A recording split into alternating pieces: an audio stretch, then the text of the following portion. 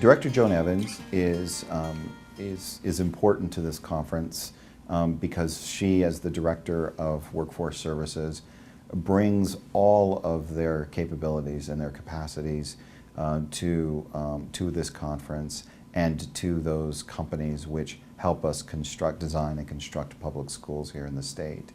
They have a variety of programs that directly affect our architects and contractors, particularly like contractor preference, OSHA, Wyoming OSHA, workplace safety, those kinds of things. And she has brought a number of her staff here to the conference to be able to answer questions, to make presentations about programs that are available, and to frankly make those programs available to our contracting community. And by doing so, we get a better product, and they get services that they may not have known about before from the state of Wyoming to conduct their business here in Wyoming. And this is important to us as a school facilities department because our contractors and architects are so important to us.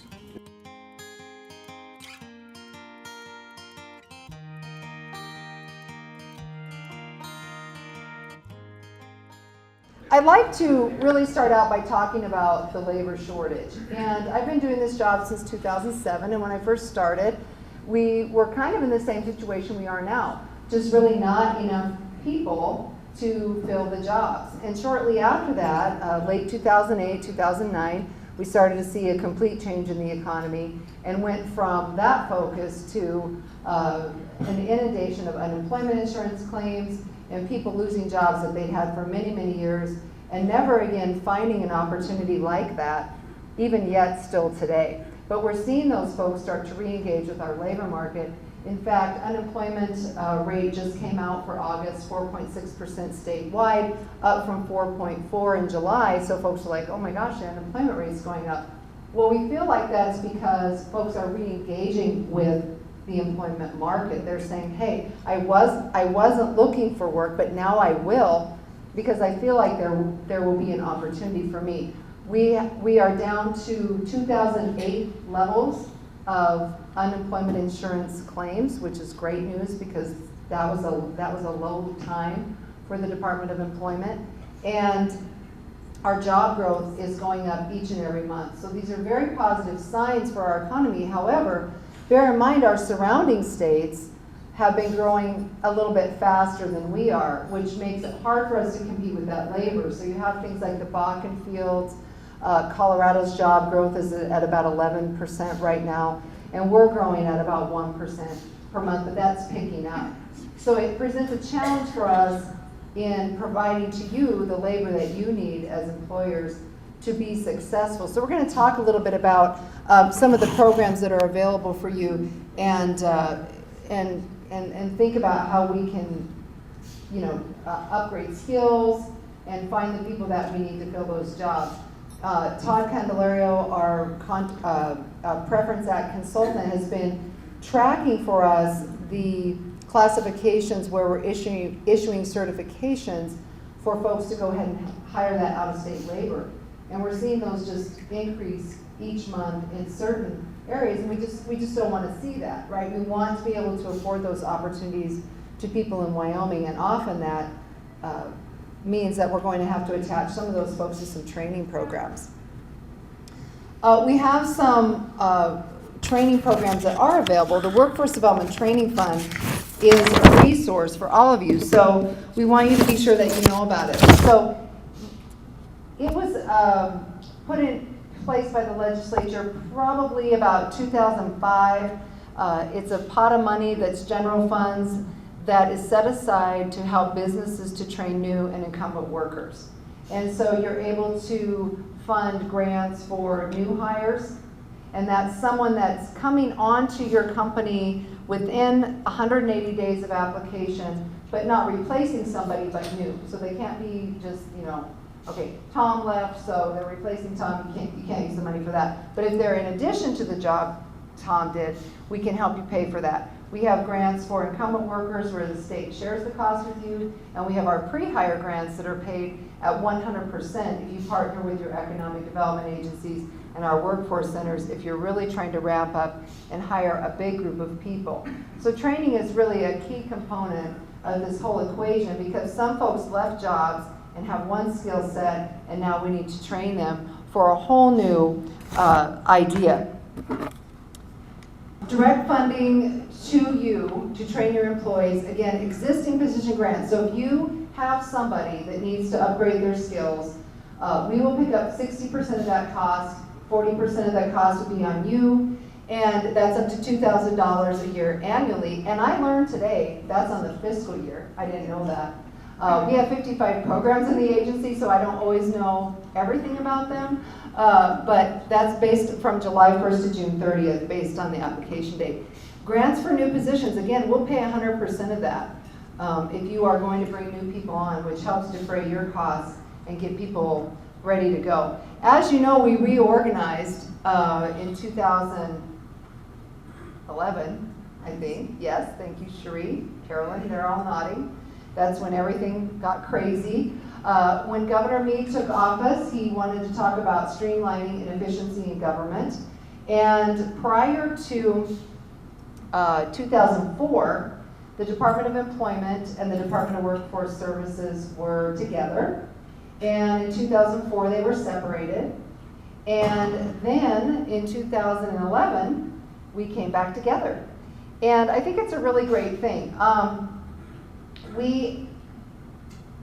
Being two separate agencies meant that people searched for work in one agency and filed for unemployment insurance benefits in a different agency, and that reason alone, I think, was very inefficient. We're still really trying to put that process back together with technology, with staff, and with the ways that we work together and track that. But the goal with unemployment insurance is, first of all, the purpose is to assist someone who's lost their job through no fault of their own. And the goal is to have them be on that for as little amount of time as possible. And if you're not tracking it, they can stay there for a long time. And maybe they don't want to, but maybe they do. And so when they do, it ends up costing a lot of money, and that we want to save if we can. So we have reemployment efforts going on. We're in the middle of rebuilding our entire computer system, speaking of computers, for our unemployment insurance, tax, benefits, and appeal system. Just so you know, it runs on COBOL programming right now. It hooks into a mainframe system. Does anybody know a COBOL programmer? Because actually, I'd like to talk to you. Move forward, trust me. Well, we're trying to, but I might need you until we're able to do that.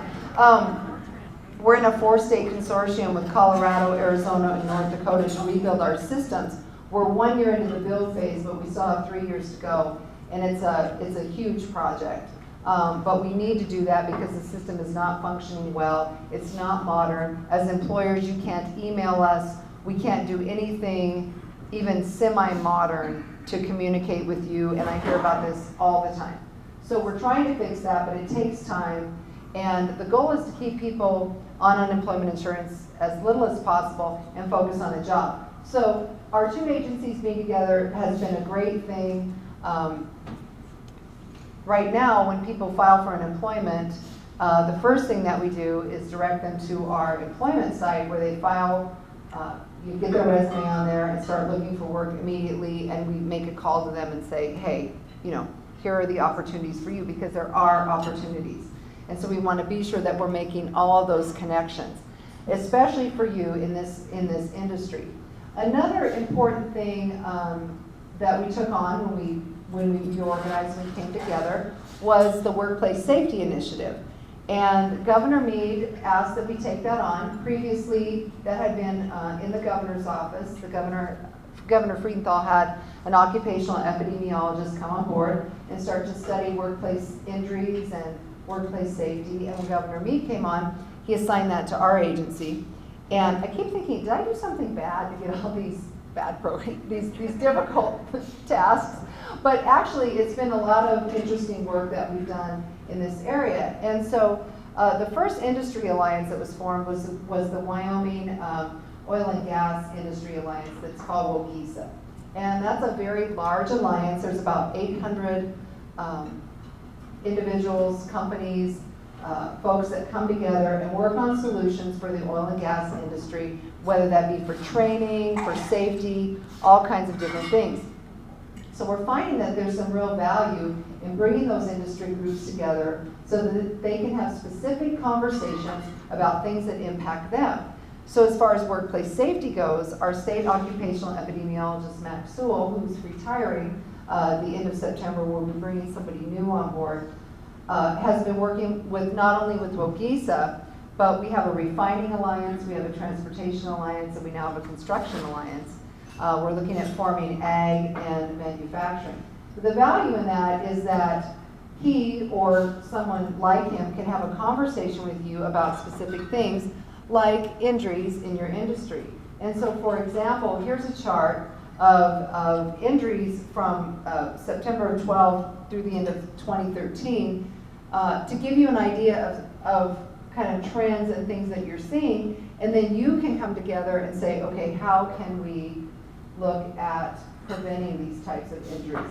I will say that falls are one of the #1 things that are cited as far as OSHA citations in this specific industry as far as construction goes as well. And so that's something that we try to work on educationally. A lot of emphasis is placed on fatalities and workplace fatalities, and we just issued our last report for 2013. We saw a decrease from 31 to 21 from 2012 to 2013. However, the injuries and the serious injuries and the things that really take people out of the workforce are really worth examining as well, because they're very costly and they're very create a burden for employers as well. OSHA is something that I've learned is kind of a, like a conversation stopper at a party where people are like, oh, what do you do? And you're like, oh, I work with workers' comp and OSHA. And it's like, oh, anyway, okay. Or they want to really talk to you about something. But, OSHA is important. And I think Carolyn did a great presentation today on risk management, talking about the ways that employers can defer the risk to them by having programs in place, safety discount programs, drug and alcohol testing, things like that. And it's important to note, too, that we have two sides of the house, really, for OSHA. We have our consultation side, and we have our compliance side. And the consultation side is there to be helpful. And they are actually have some safeguards in place to prevent them from communicating something to the compliance side. If they come out to help you work on something for consultation, they can't penalize you and report that to compliance if they're there for a specific reason to be helpful. And so I think at times it's like, oh my gosh, we don't want to have OSHA here, but we really want to emphasize that consultation component and the discounts that can be afforded to you if you participate in that program. A couple of years ago, the legislature has been very supportive of the workplace safety effort, and they ramped up our OSHA consultation division by adding 6 more consultants to our staff, and we were able to kind of do some reorganizing so that we could add 1 to our compliance side. And so we had a lot of turnover in that division because of wages. Folks kind of come in and then they find that there's more competitive wages outside in the private sector. But even with that, we're still able to do more consultations than we have ever before. We've about doubled the amount that we can do from prior to having that amount of staff on board. So we urge you to look into those programs that are available for you and take advantage of those discounts that can bring down your workers' compensation rate and save you money. The Wyoming Safety Fund was put into place a couple of years ago so that you can access dollars to purchase safety equipment or do safety training. And so $500,000 was set aside out of the Industrial Accident Fund for you to be able to access up to $10,000 per employer. There's a $1,000 match to purchase equipment or do some kind of safety training program in your company. And that amount was fully utilized in the first year that it was in place. And so we just started a new year in July, and we have a new appropriation available. So we would urge you to take advantage of that. We've seen some very creative things come forward, and we're tracking now kind of the rate of injuries and the reports that come in for those employers that are using it to see, is it helping? I mean, does it seem to help folks? We have our drug and alcohol testing program where you can receive a discount through workers' compensation if you sign up for that and have a program in place. And again, that affects your rate, so we would encourage you to take advantage of that. There was a workshop this afternoon on workers' compensation and a proposed change to the experience modification rating. So this would basically be called a split rate plan. Again, this is proposed and we're working with the Labor Committee on that. But it measures both the severity and the frequency of an employer's claim experience.